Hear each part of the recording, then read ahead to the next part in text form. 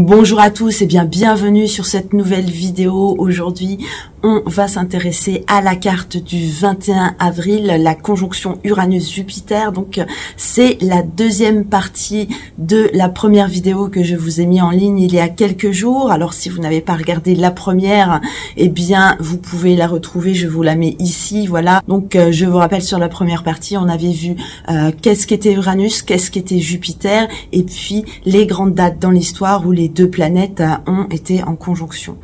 Aujourd'hui, on va vraiment se consacrer à l'analyse de la carte du 21 avril. On va regarder comment les deux planètes vont se comporter dans le signe du Taureau, justement, et puis les aspects, bien sûr, qu'elles font avec les autres planètes. Mais on ne va pas se contenter uniquement de la carte du 21 avril. Vous le savez, Jupiter et Uranus sont des planètes lentes et la conjonction, donc, prend effet sur à peu près un mois et demi. Donc, un démarrage réel, à mon sens, le 8 avril avec la nouvelle lune en Bélier qui va être importante. Je vous expliquerai pourquoi. Et puis, elle aura des effets jusqu'à ce que Jupiter quitte le signe du Taureau. Ça sera le 26 mai. On va s'intéresser justement aux grands moments pendant ces périodes et puis voir un petit peu quel est leur rapport avec les autres planètes, les aspects, comment elles communiquent entre elles. Ensuite, dans un deuxième temps, eh bien, on va essayer de regarder cette conjonction par rapport à votre thème. Comment l'interpréter en fonction de la maison qu'elle transite sur votre thème et puis en fonction des aspects qu'elle fait, bien sûr, avec les autres planètes. Et pour finir, étant donné qu'Uranus est une planète vraiment très instable et étant donné le contexte géopolitique du moment, eh bien, on va regarder quelques thèmes donc qui peuvent être impliqués justement par la situation géopolitique, soit de pays, soit de personnalités. Et puis, on va justement essayer de voir un petit peu comment cette conjonction pourrait se traduire chez chacun. Et voilà, donc on va commencer comme d'habitude juste avant. Eh bien, n'oubliez pas de me soutenir en appuyant sur le bouton like. Si vous n'êtes pas abonné, n'hésitez pas à le faire pour être prévenu des prochaines vidéos. Et puis surtout, laissez-moi en commentaire vos impressions sur cette période qui arrive. C'est toujours très enrichissant pour moi. Sur ce, je vous laisse profiter de cette vidéo et je vous dis à très bientôt. Et donc, c'est parti. Voici donc cette carte de la conjonction Jupiter-Uranus, le moment où elle se rencontre au degré et à la minute exacte. Donc, ça sera à 21,50 dans le signe du Taureau. Et donc, ce sera le 21 avril dans la nuit, à 3h54 précisément. Et du coup, ce degré symbolique, 22e degré du Taureau, eh bien, on va le voir en fin de vidéo. Il a quand même quelque chose de particulier et on s'intéressera au thème d'une personnalité à la fin qui sera directement concernée par cette conjonction. Mais tout d'abord, on va déjà s'intéresser à la symbolique du Taureau, Puisque cette conjonction a lieu dans ce signe, eh bien, elle va être en lien avec ce que représente ce signe. Alors, ce qu'il faut d'abord savoir, c'est que le Taureau est un signe fixe, c'est-à-dire qu'il est au milieu de la saison, c'est-à-dire que c'est lui qui incarne le plus les énergies de sa saison. Ici, ça sera le printemps. Et du coup, contrairement aux autres signes qui sont cardinaux comme le Bélier ou mutables comme le Gémeaux, eh bien, c'est des signes qui ne s'adaptent pas facilement. Ce sont des signes qui ont tendance à camper sur leur position et c'est déjà quelque chose qu'on a du mal à bouger. Et pour le Taureau, cette caractéristique sera encore plus marquée puisque c'est un signe de terre. Et justement, cet élémentaire va lui apporter un besoin de possession, notamment territoriale. La symbolique de l'animal est très importante ici, puisque c'est un animal de trait, c'est l'animal qui sert à faire les labours dans les champs. Donc, il est vraiment relié à cet élémentaire. Et puis, justement, comme on parle de labour, eh bien, on peut le rattacher à son sens étymologique qui vient de laborare, qui veut dire travailler. Donc, le Taureau est le signe qui travaille la terre pour pouvoir justement, par la suite, en récolter les fruits. Et donc, par toutes ces symboliques, eh bien, il nous ramène à nos ressources.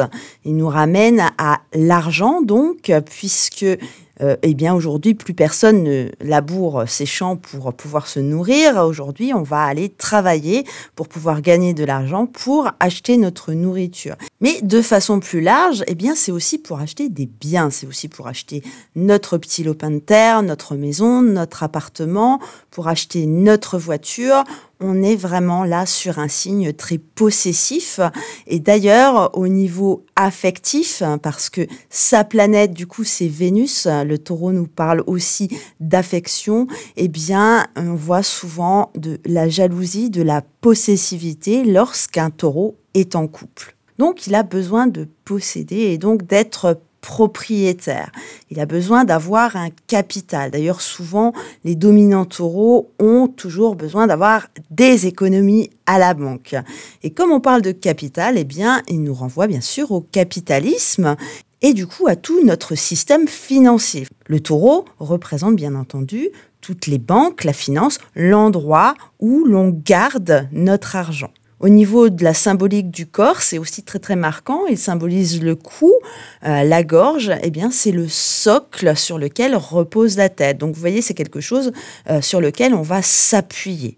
Revenons maintenant à la carte pour lier maintenant ces trois éléments ensemble, c'est-à-dire le taureau, Jupiter et Uranus. Alors, dans la première vidéo, on avait vu qu'Uranus est une planète instable lorsqu'une planète de feu arrive près d'elle. Ce qui est le cas, du coup, aujourd'hui avec Jupiter qui arrive à ses côtés. Et comme Jupiter, c'est la plus grosse planète du système solaire, eh bien, elle amplifie toujours tout ce qu'elle touche. Et là, elle va amplifier ici les effets d'Uranus. Uranus, je vous le rappelle, la rébellion, la contestation, le désaccord, le refus.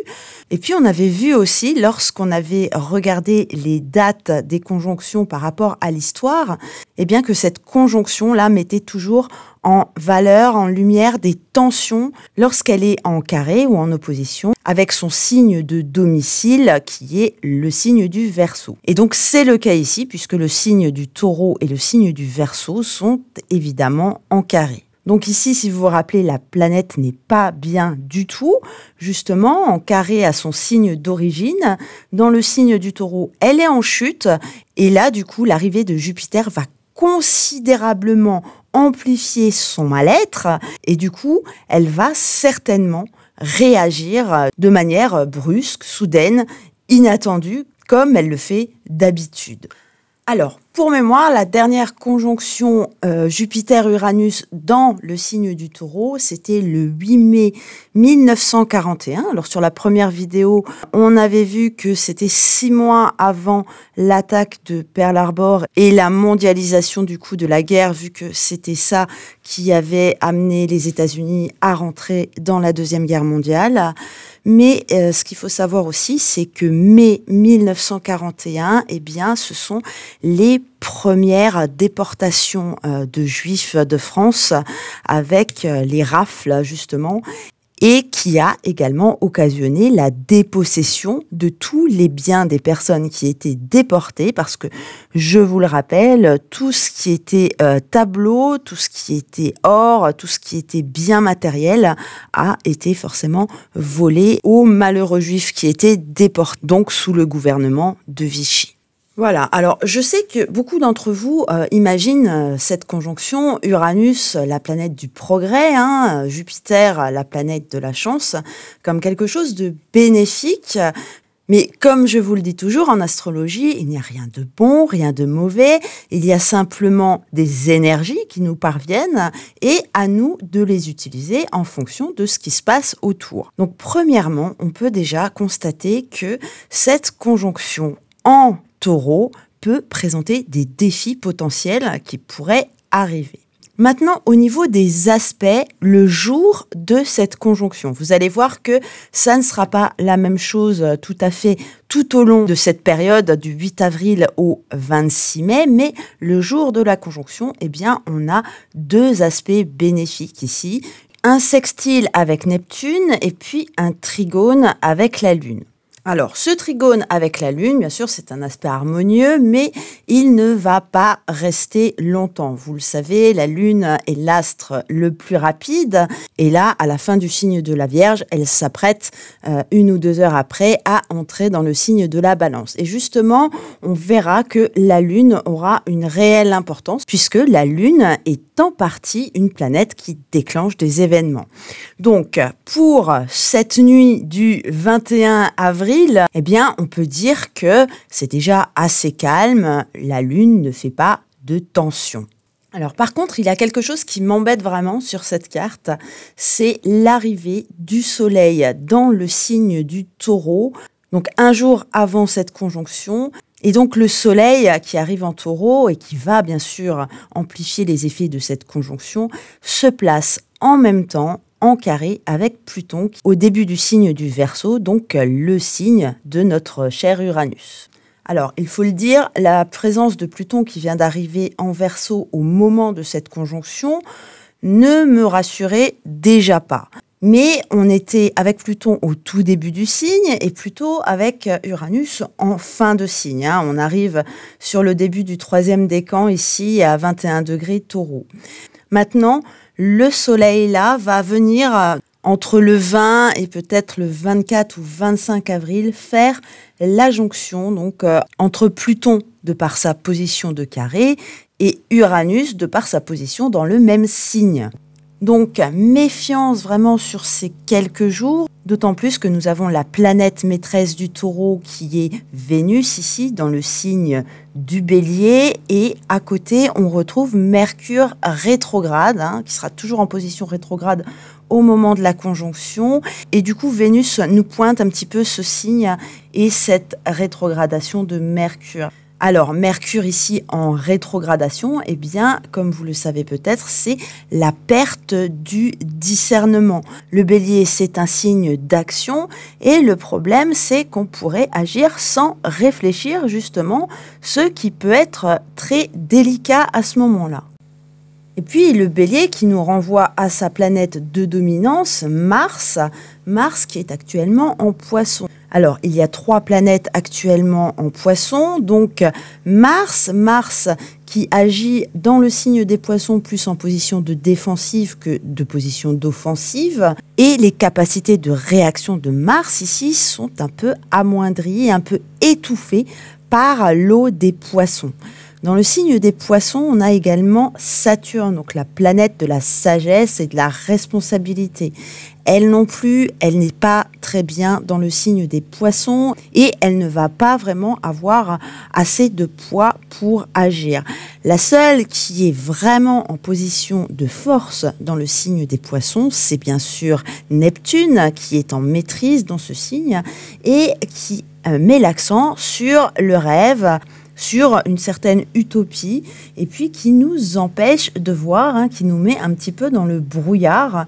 Et du coup, cette situation au moment de cette conjonction est quand même assez floue. On a l'impression qu'on ne maîtrise rien. À ce moment-là, en tout cas sur cette carte du 21 avril, on voit que les choses peuvent vraiment échapper à notre contrôle.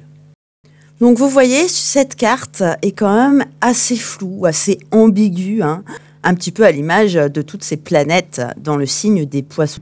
Et donc au fur et à mesure de toutes ces périodes, eh bien, on aura des aspects différents et puis des événements différents. Et je vous préviens déjà, il y aura des hauts et des bas.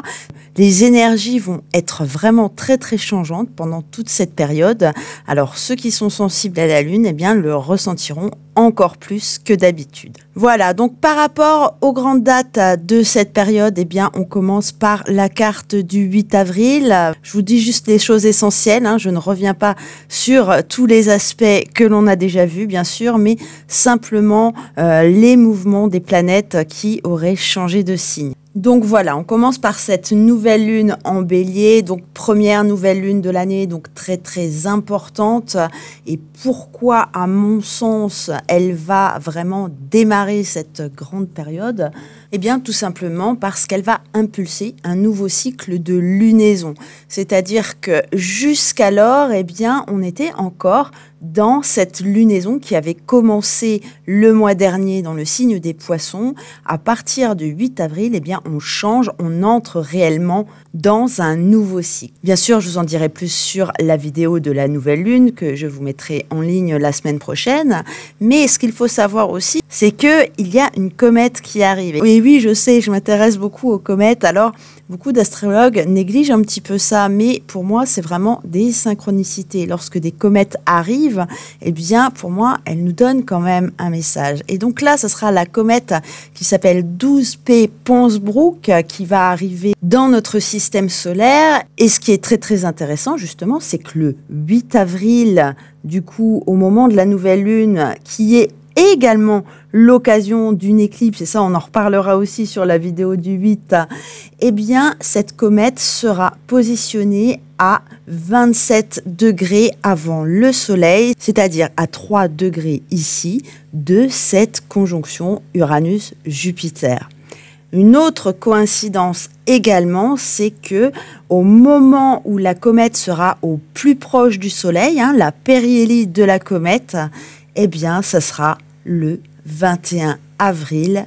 Et oui, justement, le jour de la conjonction exacte, la comète arrive au niveau du soleil. Et du coup, si vous croyez aux coïncidences, eh bien, dites-le moi, car moi, je crois en beaucoup de choses, mais il y a une chose en laquelle je ne crois pas, c'est au hasard. Donc, cette comète qui arrive justement à sa périhélie le jour de la conjonction exacte Uranus-Jupiter, eh bien, pour moi, on veut nous montrer quelque chose à ce moment-là. Et justement, à partir de cette nouvelle lune, on commence à orienter notre regard vers cette conjonction. Alors, à partir de ce moment-là, on aura des jours où il y aura des potentiels de tension dans le ciel. Et on commence par le 10 avril 2024. La Lune rejoindra simplement cette conjonction et pourra augmenter un petit peu son intensité. À savoir, c'est également le jour de la conjonction Mars-Saturne. Ça, j'en ai parlé dans ma vidéo du mois d'avril 2024. Et puis attention aussi parce qu'on est justement avec ce point de conjonction en demi-carré avec Vénus, la planète du Taureau justement, et qui nous parle de valeurs, qui nous parle de nos possessions, des biens pourraient être attaqués à ce moment-là. Voilà, moi je pense à la bourse. Si vous pensez à autre chose, eh bien dites-le moi dans les commentaires, ça peut m'intéresser. Ensuite, pleine lune du 24 avril, donc moment de tension, ça c'est certain, avec, regardez ce carré à Pluton aux 2 luminaires. Et du coup, on est avec le soleil sur le signe du Taureau, comme je dis tout à l'heure, donc journée qui pourrait s'annoncer vraiment aussi délicate à ce moment-là. Ensuite, le 25 avril, donc quelques heures après la pleine lune, eh bien, la lune qui continuera son trajet dans le signe du Scorpion viendra se mettre en face de la conjonction Jupiter-Uranus, donc un moment aussi très très fort qui peut justement eh bien, allumer cette mèche d'Uranus. Ensuite, on a aussi la nouvelle lune du 8 mai. Donc là, ça va être très très fort parce que on a la nouvelle lune qui se place à 18 degrés du signe du Taureau. Et là, on a les 4 planètes en conjonction. Donc les luminaires viennent se poser tous les deux juste à côté de cette conjonction. Donc là, je pense que ça sera vraiment l'apogée au niveau énergétique de toute la force de cette conjonction. Et en plus, regardez, entre-temps, Vénus est à son tour arrivée dans le signe du Taureau, ce qui va considérablement renforcer le signe d'avoir sa planète dominante avec lui. Et ensuite, on a le dernier passage en carré de la Lune dans le signe du Lion avant que Jupiter ne s'en aille en Gémeaux. Alors ce passage, pour moi, c'est le plus inquiétant à plusieurs égards. Eh bien déjà, la Lune est dans le signe du Soleil. Le Soleil voit la Lune en carré à sa position dans son signe. Donc déjà, il voit d'un mauvais œil. Mais il y a une autre chose sur cette carte qu'on a du mal à voir ici, c'est cette position de demi-carré entre Mars, là, et le Soleil et Jupiter juste ici, donc à côté d'Uranus. Donc le demi-carré, c'est un aspect mineur de 45 degrés, correspondant à la moitié d'un carré. Eh bien, à ce moment-là, Mars, qui, vous le savez, est le deuxième déclencheur, est dans son signe. Donc c'est là qu'il a le plus de force, dans le signe du Bélier. Donc là, on a 2 déclencheurs de chaque côté et on est dans 2 signes de feu également. Donc pour moi, là, on a vraiment un potentiel énorme pour déclencher une réaction d'Uranus par rapport au Soleil et à Jupiter qui sont mal placés et qui sont justement très très proches d'Uranus à ce moment-là. Alors, comme vous le voyez, cette conjonction Uranus-Jupiter va se dérouler sur à peu près 1 mois et demi. On est dans un signe de terre. On est sur un signe de terre et justement sur la fin avec le soleil, ça va encore amplifier l'énergie de Jupiter et du coup on a énormément de feu comme vous pouvez le voir. Donc on peut imaginer des éruptions volcaniques dans ces cas-là, quelque chose même que l'on n'attendait pas. Alors je pense forcément au volcan islandais là, mais peut-être qu'on peut avoir même de nouveaux volcans qui se réveillent ou alors des volcans qui n'ont pas bougé depuis pas mal de temps, qui vont comme ça se réveiller d'un coup. Voilà, donc la Terre va beaucoup bouger et en même temps, la Terre, bien sûr, c'est notre stabilité. Donc on peut craindre à ce moment-là, et pas seulement le 15 mai, qu'une certaine stabilité que l'on aura au niveau de l'humanité vienne être ébranlée à son tour. De la même manière que la Terre le ressentira, nous allons le ressentir également. Ça, c'est quasiment certain. Maintenant, comment ça va se manifester ? Donc avec le taureau, il y a plusieurs hypothèses. D'abord, l'argent, comme je vous le disais. Donc ça peut être la bourse, l'économie qui s'effondre, mais aussi les moyens de production. Ça peut être des pénuries de nourriture, des événements extraordinaires qui justement occasionneront des pénuries de nourriture, un manque. Mais ça peut également jouer sur le niveau géopolitique parce que là, on est sur une histoire de territoire. Donc, on se dispute à ce moment-là pour savoir à qui appartient tel ou tel territoire. Et justement, des histoires comme ça, en ce moment, il y en a plusieurs. Et c'est pour ça qu'on étudiera quelques cartes en fin de vidéo. Voilà. Donc ça, c'était au niveau général. Maintenant, je commence à bien vous connaître et je sais que vous aimez regarder tout ça par rapport à votre propre thème. Et bien du coup, on va voir un petit peu comment on peut interpréter ça sur un thème astrologique. Alors, d'abord, on prend le point qui est à 21,50 degrés du taureau à peu près. Et puis, on regarde si on a quelque chose aux alentours de cette partie-là. Soit une planète, soit un astéroïde, soit une pointe de maison, un ascendant, un milieu du ciel, etc. Et puis, on peut élargir à ce moment-là parce qu'une conjonction peut aller jusqu'à 10 degrés. Bon, en général, moi, j'aime bien resserrer les conjonctions, mais bon, en général, on dit toujours 10 degrés. Donc, en gros, si vous avez quelque chose dans le 2e et 3e décan du signe du taureau, ça peut vous donner l'évolution d'une situation par rapport à ce qu'il y a dans ce tronçon-là de votre thème. Alors, vous pouvez avoir quelque chose, mais il se peut aussi que cette partie-là soit vide. Mais ce n'est pas grave. Il va falloir identifier justement quelle planète se trouve là, mais également quelle planète arrive en aspect à ce secteur. C'est-à-dire, pour les carrés, les planètes qui seront aux alentours de 21 degrés, Lion et Verseau. Vous pouvez regarder aussi s'il y a une opposition, c'est-à-dire une planète dans cette même portion, mais dans le signe du Scorpion.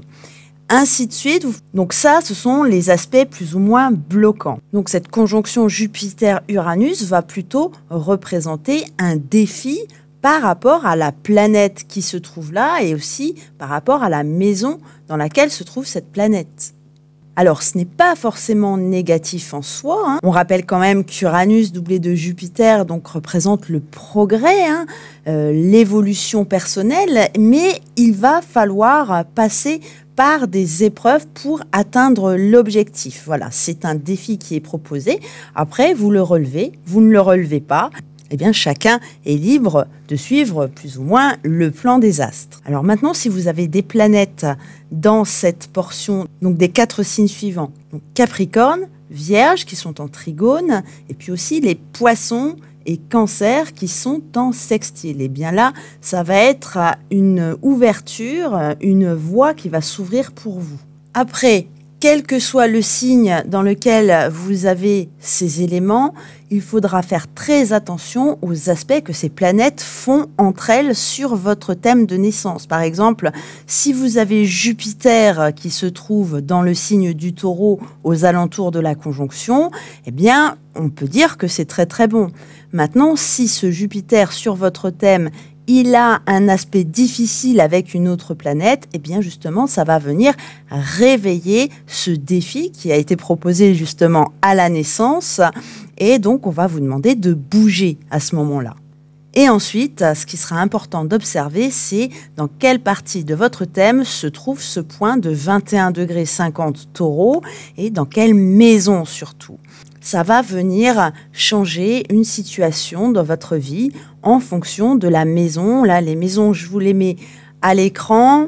Voilà, je vous les laisse pas forcément. Vous pouvez mettre sur pause si vous voulez les récupérer pour regarder. Mais en tout cas, la maison va énormément jouer. De même, si vous avez une planète en opposition, en carré, en trigone, etc., eh bien, la planète-là va recevoir les énergies de la conjonction. Et du coup, ça va jouer dans la maison où il y a cette planète, du coup. Alors juste pour préciser, parce qu'il y a certaines personnes qui ont toujours du mal à savoir quelle carte il faut regarder, ce sont les maisons sur votre thème, hein, pas sur cette carte-là. Donc vous prenez les maisons de votre thème de naissance. Voilà, donc pour finir, on va étudier quelques cartes de pays ou de personnalités, un petit peu par rapport à ce qui se passe actuellement dans le monde et au niveau des conflits. Alors je propose de commencer par Israël parce que c'est la plus marquante. Regardez ici, on a dans le signe du Taureau à 23 degrés le soleil de naissance de l'État d'Israël. Donc Uranus et Jupiter vont se rencontrer sur le point de leur soleil. Le soleil sur un thème, c'est la vitalité, l'énergie, l'expression de soi. Et à ce moment-là, généralement, on considère que c'est quand même bien d'avoir quelque chose qui nous booste un petit peu notre énergie et notre vitalité. Mais ici, regardez, le soleil est en carré à la planète Mars et à la planète Saturne, qui sont tous les deux dans le signe du Lion. Alors, Mars, du coup, c'est l'esprit guerrier, l'esprit combatif. Et Saturne, c'est la planète inflexible qui ne change pas. Donc là, on est aussi sur des signes fixes. Et donc là, on est vraiment dans l'élément feu avec le Lion et surtout avec Mars. Et à mon avis, là, ça sera sur toute la période. Ça va vraiment augmenter toute cette tension qui règne déjà au départ sur le thème d'Israël. Quand on a un carré Mars-Soleil sur le thème, eh bien, on est un petit peu va-t-en-guerre, on va dire, et on a besoin d'affirmer, parce que Mars aussi nous parle d'affirmation, on a besoin de prouver aux autres que l'on est capable d'agir. Au niveau des maisons, eh bien avec le soleil, on est en maison 8, donc un pays constamment en transformation, c'est la maison de la transformation. Et là, Saturne et Mars, Mars peut-être pas tout à fait, mais en tout cas Saturne est dans la maison 10, un besoin vraiment de montrer aux autres ses capacités.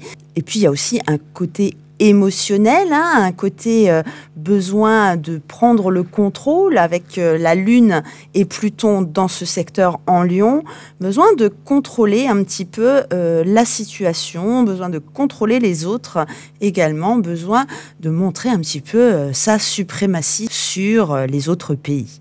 Et du coup, le fait que Jupiter et Uranus viennent se mêler de cette tension qui est déjà au départ sur le thème, eh bien ça va encore augmenter toute cette combativité, tout cet esprit de vouloir régner sur les autres. On est dans le signe du lion. Là, 4 planètes en lion, ce n'est pas rien. Là, le problème, c'est qu'avec Jupiter, on peut avoir un excès de confiance en soi. Et regardez, d'ailleurs, on est également en quinconce avec le Jupiter sur la carte, qui est déjà dans son signe, donc en force, mais plutôt rétrograde. C'est un Jupiter qui a envie de s'expandre, de s'étendre, mais qui retient, qui est obligé plus ou moins de retenir en fait ce besoin. C'est vraiment quelque chose qui se passe à l'intérieur, c'est un souhait, mais qui ne se concrétise pas vraiment. Et bien ici, le fait que Jupiter aille sur ce soleil, eh bien, ça va donner à cet état un besoin impératif justement de réaliser ce qu'ils ne réalisent pas d'habitude, c'est-à-dire étendre leur territoire. Et regardez d'ailleurs, on a sur ce thème une opposition entre Uranus et Jupiter. Le fait qu'elles soient déjà opposées sur le thème et qu'elles ne soient pas vraiment en harmonie lorsqu'elles se rencontrent, eh bien ça peut là créer des étincelles. Pour ce conflit-là, on se dirige vraiment vers une intensification des frappes du côté d'Israël. Et du coup, le conflit risque de s'intensifier encore au niveau de Gaza. Ensuite, je vous propose d'aller voir du côté de la Russie. Alors, on regarde, donc comme d'habitude, ce point à 21,50 du Taureau qui est en maison 6. Alors, au départ, on se dit, ben voilà, il n'y a rien dans cette maison. En plus, elle est toute petite, donc tout va bien. Mais quand vous regardez bien, juste en face, vous retrouvez Vénus. Vénus qui est justement la planète du Taureau, donc qui est en exil ici, dans le signe du Scorpion. Et du coup, c'est la planète de la paix, donc une opposition à la paix. C'est un peu comme ça qu'on peut le traduire. Mais ici, ce qui m'embête aussi, c'est qu'on a ce même Mars-là, d'ailleurs qui est lui-même opposé à Neptune et d'ailleurs en carré à Vénus. Donc ça nous fait un T carré là entre le point d'origine de cette conjonction, Mars et Vénus. Donc augmentation de la tension également. Par contre, regardez ici, on a Pluton qui est à 18 degrés sur le thème de la Russie et la nouvelle lune du 8 avril va se passer à 20 degrés à peu près du signe du Bélier, donc en conjonction à Pluton. Donc Pluton, les capacités de destruction, mais aussi d'auto-destruction pour se régénérer. On est dans le signe du Bélier, le signe guerrier. On a là du coup un trigone à Mars, Mars qui va pouvoir venir prêter main forte à ce besoin de destruction. Là, je vous avoue que cette carte de la Russie par rapport à la conjonction et de la nouvelle lune du 8 avec cette position-là, plus Uranus et Jupiter en Taureau faisant ce T carré, eh bien ça m'inquiète au plus haut point parce que là, on est vraiment sur des tensions vraiment énormes et du coup, on est sur une poudrière à ce moment-là, surtout au moment du 8 avril. Voilà, donc pour la Russie, on est vraiment clairement sur une position d'attaque.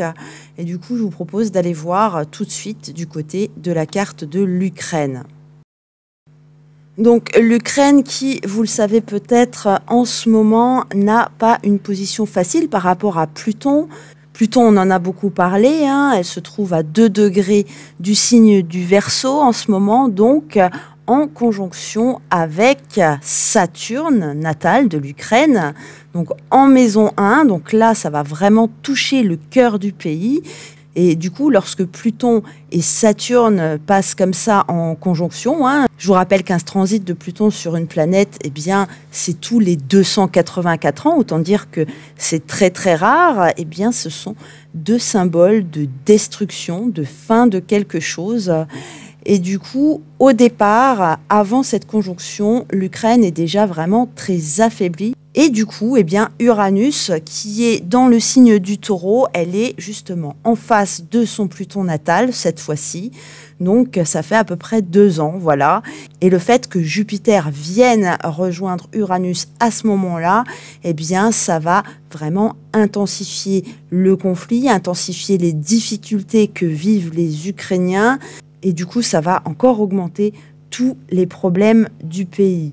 Malheureusement, regardez ici sur la carte, on a malheureusement conjonction Mercure-Jupiter, donc surtout Jupiter à 25 degrés du Lion, donc carré de Jupiter à lui-même avec Uranus, donc excès de confiance en soi, essayer de faire tout pour vraiment résister et penser qu'on peut résister alors que eh bien, les autres éléments du thème disent tous qu'on ne peut pas.